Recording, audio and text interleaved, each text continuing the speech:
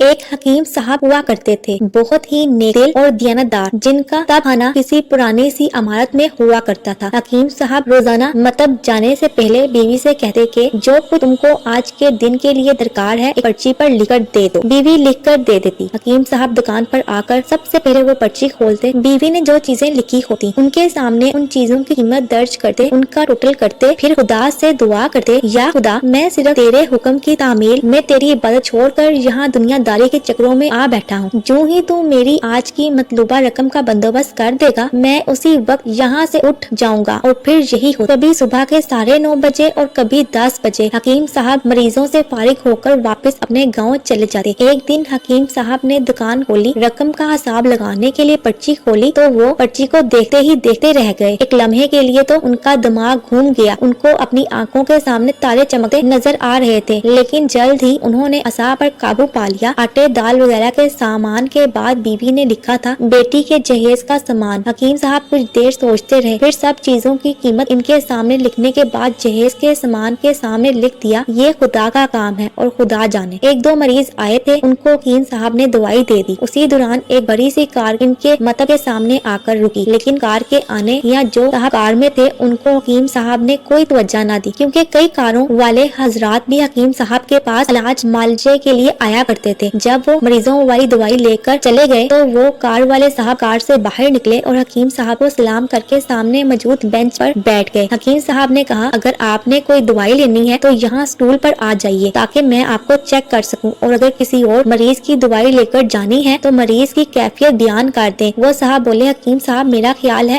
آپ نے مجھے پہچانا نہیں، لیکن آپ پہچان بھی کیسے سکتے ہیں، میں 15-16 سال کے بعد آپ سے مل رہا ہوں۔ اپنی شناخت کے لیے میں آپ کو ہماری گزشتہ ملاقات کا حال سناتا ہوں۔ جب میں پہلی مرتبہ یہاں پر آیا تھا تو میں خود نہیں آیا تھا بلکہ خدا نے مجھے آپ کے پاس بھیجا تھا، کیونکہ خدا کو مجھ پر رحم آ گیا تھا اور وہ میرا گھر آباد کرنا چاہتا تھا۔ وہ کچھ یوں کہ میں اپنے آبائی گاؤں جا رہا تھا، این آپ کی دکان کے سامنے ہماری گاڑی پنچر ہو گئی۔ ڈرائیور کار کا پہیہ اتار کر پنچر لگوانے گیا تھا، آپ نے دیکھا کہ میں گرمی میں کار کے پاس کھڑا ہوں، آپ میرے پاس آئے اور مکتب کی طرف اشارہ کر کے کہا اندر کرسی پر آ کر بیٹھ جائیے، اندھا کیا مانگتا 2 آنکھیں۔ میں نے آپ کا شکریہ ادا کیا اور کرسی پر آ کر بیٹھ گیا۔ ڈرائیور نے کچھ زیادہ ہی دیر لگا دی۔ ایک چھوٹی سی بچی بھی یہاں آ کر میرے پاس کھڑی تھی اور بار بار کہہ رہی تھی مجھے بہت بھوک لگ رہی ہے، اور آپ اس سے کہہ رہے تھے بیٹی تھوڑا صبر کرو ابھی چلتے ہیں۔ میں یہ سوچ کر کہ اتنی دیر سے آپ کے پاس بیٹھا ہوں مجھے آپ سے کوئی دوائی خریدنی چاہیے تاکہ آپ میرے بیٹھنے کو زیادہ محسوس نہ کریں۔ میں نے کہا حکیم صاحب میں انگلینڈ میں ہوتا ہوں، وہاں گئے مجھے 5-6 سال ہو چکے ہیں، جانے سے قبل میری شادی ہوئی تھی لیکن اولاد نہیں ہے، یہاں پر بہت علاج کروایا اور وہاں انگلینڈ میں بھی، لیکن اب صرف مایوسی ہے۔ آپ نے کہا میرے بھائی توبہ استغفار پر ہو، خدارا اپنے رب سے مایوس نہ ہو، یاد رکھو اس کے خزانے میں کسی چیز کی کمی نہیں، اولاد مال اور اسباب، غمی خوشی زندگی اور موت اب اسی کے ہاتھ میں ہے۔ کسی ڈاکٹر کے ہاتھ میں شفا نہیں ہوتی اور نہ کسی دوا میں شفا ہوتی ہے، اگر شفا ملتی ہے تو خدا کے حکم سے ملنی ہے، اولاد دینی ہے تو اسی نے دینی ہے۔ مجھے یاد ہے آپ ساتھ ساتھ باتیں کرتے جا رہے تھے اور ساتھ پوریاں بناتے جا رہے تھے۔ تمام دعائیں آپ نے 2 حصوں میں تقسیم کر کے الگ الگ لفافوں میں ڈالی، پھر مجھ سے پوچھا آپ کا نام کیا ہے؟ میں نے کہا میرا نام امجد ہے۔ آپ نے ایک لفافے پر امجد لکھا اور دوسرے لفافے پر بیگم امجد لکھا، پھر دونوں لفافے تھیلی پر ڈال کر دوائی استعمال کرنے کا طریقہ سمجھایا۔ میں نے بے دلی سے دوائی لے لی کیونکہ میں تو صرف کچھ رقم آپ کو دینا چاہتا تھا، لیکن جب دوائی لینے کے بعد میں نے پوچھا کہ کتنے پیسے ہیں تو آپ نے کہا کہ بس ٹھیک ہے۔ میں نے زیادہ زور ڈالا تو آپ نے کہا آج کا کھاتا بند ہو گیا۔ میں نے کہا مجھے آپ کی یہ بات سمجھ نہیں آئی۔ اسی دوران ایک اور شخص وہاں موجود تھا، اس نے مجھے بتایا کھاتا بند ہونے کا مطلب ہے کہ حکیم صاحب کے آج کے گھریلو اخراجات کے لیے جتنی رقم خدا سے مانگی تھی وہ خدا نے انہیں دے دی، مزید رقم وہ نہیں لے سکتے۔ میں کچھ حیران ہوا اور دل میں شرمندہ ہوا، میرے کتنے گھٹیا خیالات تھے اور یہ سادہ سا حکیم کتنا عظیم انسان ہے۔ میں نے جب گھر جا کر اپنی بیگم کو دعائیں دکھائیں اور اسے ساری بات سمجھائی تو وہ کہنے لگی وہ کوئی انسان نہیں بلکہ ہمارے لیے تو فرشتہ ہے اور مجھے یقین ہے کہ اس کی دی ہوئی دوائی ہمارے لیے فائدے مند ثابت ہوگی۔ حکیم صاحب آج میں 3 بچوں کا باپ ہوں، خدا نے آپ کو ہماری مدد کا وسیلہ بنایا، ہم ہمیشہ آپ کے لیے دعا کرتے ہیں۔ جب بھی میں پاکستان چھٹی پر آیا ہمیشہ آپ کے مکتب آیا لیکن ہمیشہ ہی آپ کی دکان کو بند پایا۔ میں کل دوپہر بھی آیا تھا لیکن آپ کا مکتب بند تھا۔ ایک آدمی پاس کھڑا تھا، اس نے کہا اگر آپ نے حکیم صاحب سے ملنا ہے تو 9 بجے لازمی پہنچ جائیں ورنہ ان سے ملنے کی کوئی گارنٹی نہیں، اس لیے آج میں سویرے سویرے آپ کے پاس آیا ہوں۔ جب 15 سال پہلے میں نے آپ کے مطب میں آپ کی چھوٹی بیٹی دیکھی تو میں نے بتایا تھا کہ اس کو دیکھ کر مجھے میری بھانجی یاد آ رہی ہے۔ میری بھانجی کی شادی اس ماہ کی 21 تاریخ کو ہونا تھی۔ اس کی شادی کا سارا خرچ میں نے اپنے ذمہ لیا تھا۔ میں نے اسے رقم بھجوائی تھی کہ وہ اپنی مرضی کی چیزیں خرید لے۔ اسے بخار تھا لیکن اس نے کسی کو نہ بتایا اور بخار کی دوائیاں کھاتی رہی اور گھومتی رہی۔ پھر ایک دن بازار میں بے ہوش ہو کر گر گئی۔ ہاسپٹل پہنچنے پر پتہ چلا کہ اسے گردن توڑ بخار ہے۔ اسے 102 کا بخار تھا اور وہ بے ہوشی کی حالت میں دنیا سے رخصت ہو گئی۔ اس کے فوت ہوتے ہی مجھے اور میری بیوی کو نہ جانے کیوں آپ کی بیٹی کا خیال آیا اور ہم نے فیصلہ کیا کہ ہم جہیز کا سارا سامان آپ کی بیٹی کے لیے پہنچا دیں گے۔ اگر شادی جلدی ہو گئی تو سارا انتظام خود کریں گے اور اگر ابھی کچھ وقت ہوا تو نقد رقم پہنچا دیں گے۔ میری درخواست ہے آپ سب کے لیے مجھے انکار نہیں کریں گے۔ حکیم صاحب حیران اور پریشان تھے۔ پھر بولے امجد صاحب آپ جو کچھ کہہ رہے ہیں مجھے تو یقین نہیں ہو رہا۔ میں نے آج صبح بیوی کے ہاتھ لکھی پرچی دیکھی تو گھر کے مرچ مسالوں کے بعد بیٹی کے جہیز کا سامان لانے کو لکھا تھا اور آپ وہ دیکھ لیں میں نے پرچی پر کیا لکھا ہوا ہے۔ یہ کہہ کر حکیم صاحب نے پرچی امجد صاحب کو تھما دی۔ امجد صاحب نے جب پرچی دیکھی تو عبارت دیکھ کر حیران ہو گئے۔ لکھا تھا خدا کا کام ہے خدا جانے۔ امجد صاحب یقین جانے جو بھی بیوی نے راشن کی پرچی لکھی ہو آج تک ایسا نہیں ہوا کہ ان سب کو لانے کا بندوبست نہ ہوا ہو۔ آپ کی بھانجی کی وفات کا مجھے بے حد افسوس ہے لیکن میں اس پاک رب کی قدرت پر حیران ہوں جو کیا کیا معجزے دکھاتا ہے۔ اس طرح حکیم صاحب کی بیٹی کے جہیز کا بندوبست ہوتا ہے اور بڑے اچھے طریقے سے ان کی شادی ہو جاتی ہے۔ دوستو یہ کہانی تو یہاں ختم ہوتی ہے لیکن اس میں ہمارے لیے بہت بڑا سبق موجود ہے۔ وہ یہ کہ اللہ پر بھروسہ کرنا چاہیے، اللہ سے کبھی نا امید نہیں ہونا چاہیے کیونکہ اللہ فرماتا ہے مایوسی گناہ ہے۔ تو مجھ پر یقین کر کے تو دیکھو، تم مجھ سے صدقے دل سے مانگ کر تو دیکھو، میں نہ دیا تب کہنا۔ عزیز دوستو آج ہم دعا تو کرتے ہیں لیکن ہماری دعائیں ادھوری ہوتی ہیں، ہماری دعاؤں میں شک ہوتا ہے۔ ہم اللہ پاک سے مانگتے ضرور ہیں لیکن 100% یقین کے ساتھ نہیں۔ جس دن ہماری دعاؤں میں 100% یقین آ گیا اس دن ہماری زبان سے نکلی ہوئی ہر دعا قبول ہوگی۔ اور عزیز دوستو اللہ پر ہمیشہ بھروسہ رکھیں، اللہ پر یقین رکھیں کیونکہ اللہ پاک کبھی اپنے بندے کو مایوس نہیں کرتا۔ بس کمی ہے تو صرف یقین کی، اندر یقین پیدا کریں۔ میں امید کرتی ہوں کہ ویڈیو آپ دوستوں کو پسند آئی ہوگی۔ مزید اسلامک ویڈیوز دیکھنے کے لیے ہمارے اس چینل کو سبسکرائب کر دیں۔ ملتے ہیں اگلی ویڈیو میں، تب تک کے لیے اللہ حافظ۔